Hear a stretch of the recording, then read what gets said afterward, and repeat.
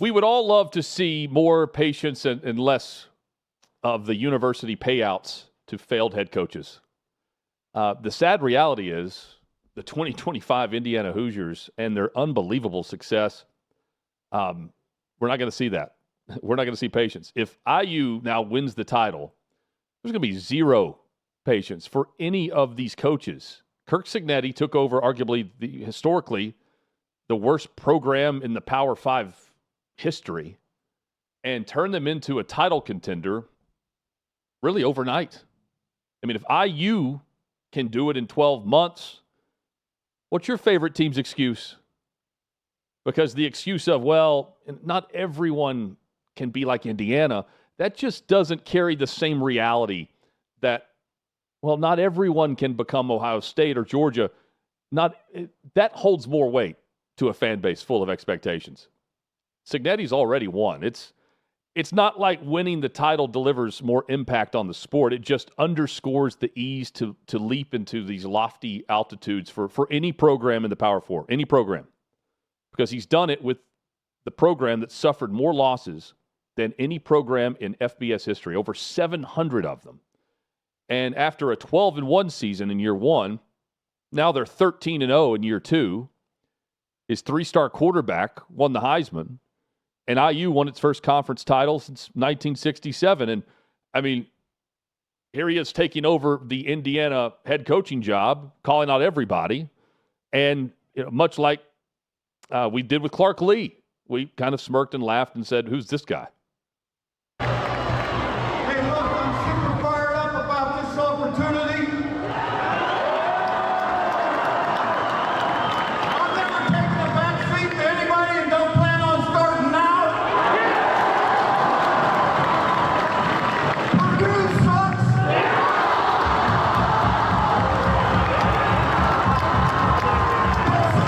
Michigan and Ohio State. I mean, listen to that crowd. That's before they were a football school. Yes, the portal mattered for IU, but this isn't Jimbo's A&M done right. Cignetti was deliberate and surgical in the portal. The football program didn't just take best available.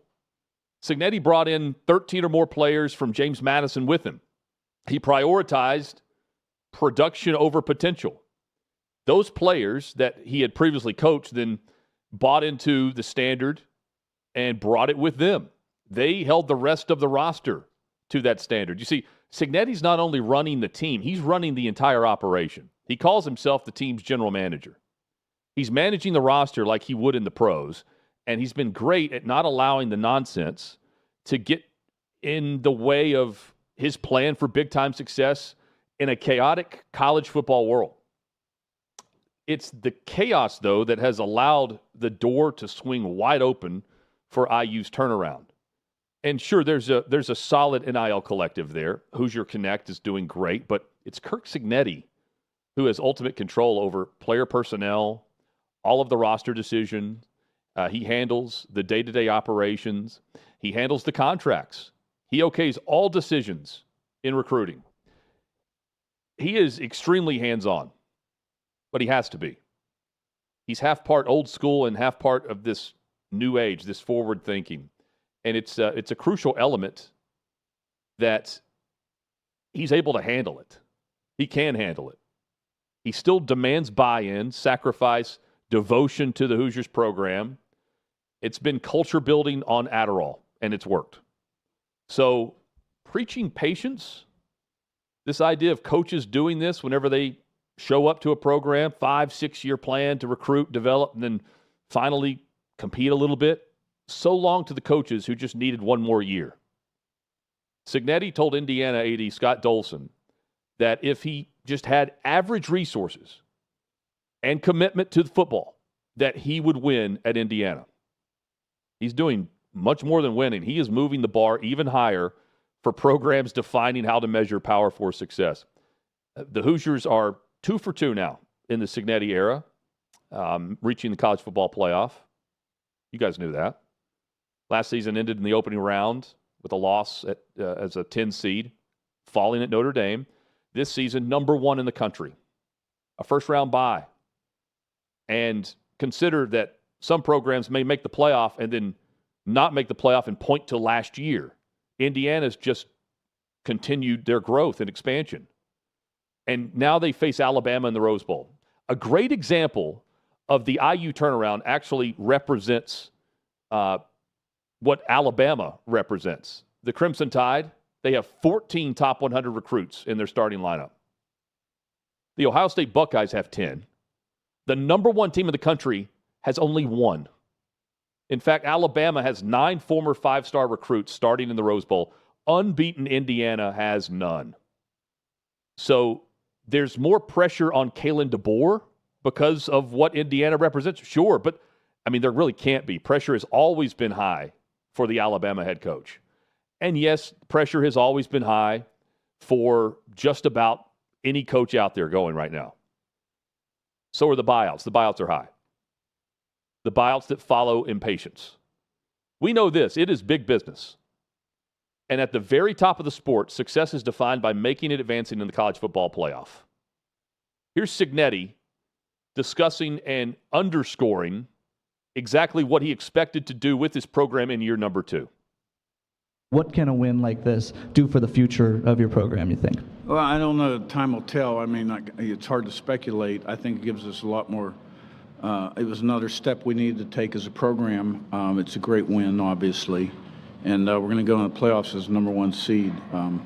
And a lot of people probably thought that wasn't possible. But when you get the right people and you have a plan and they love one another and play for one another and they commit, anything's possible.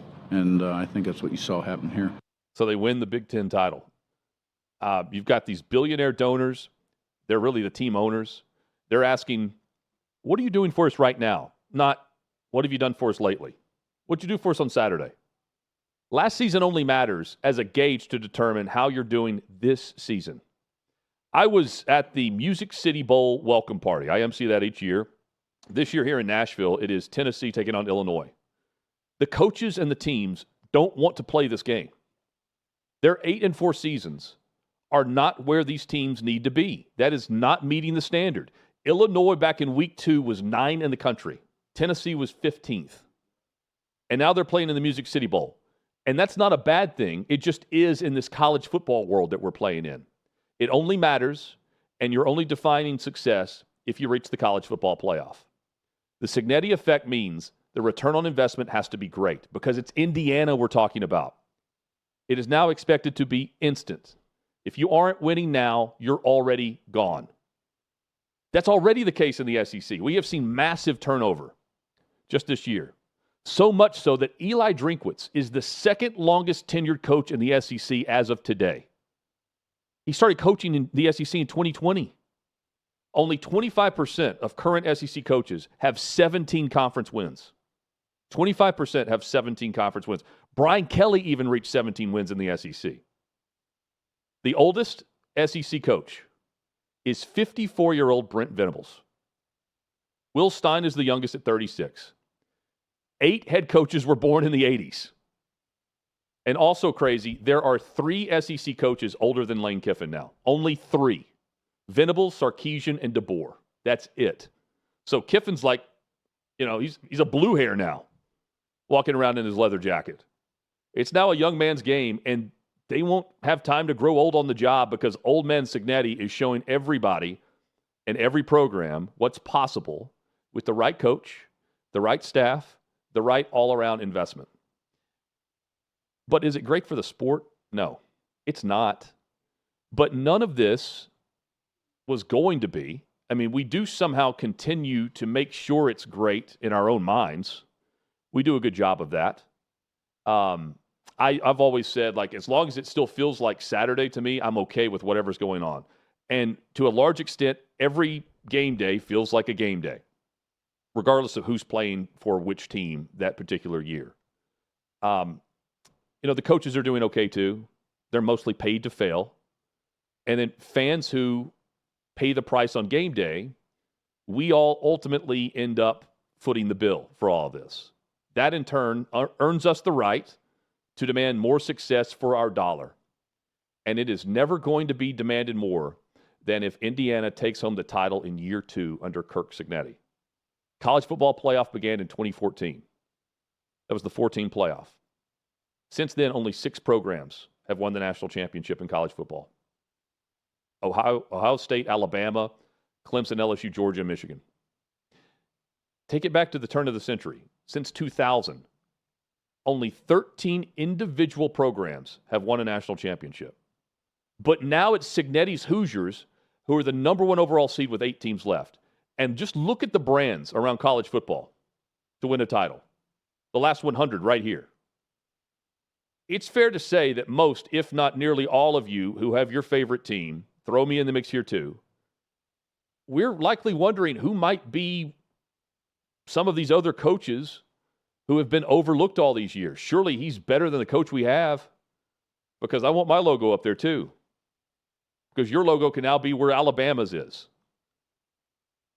You know, like, grass is always greener. At least that's what we tell ourselves. That's what we're going to see here. Georgia, Michigan, Ohio State.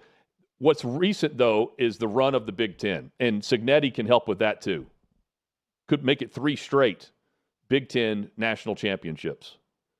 The difference is, and the impatience only grows because it's Indiana. This is like Vandy getting to the college football playoff, and not just getting there, but winning the conference, being the number 1 overall seed, and then expecting to go win the damn thing. And that's after they were the 10 seed a year ago. Indiana's doing it. And your program's not. And that's why your coach is likely on the hot seat. Agree, disagree, let me know in the comments. You can check us out at OutKick Hot Mic on YouTube and join us in the chat there.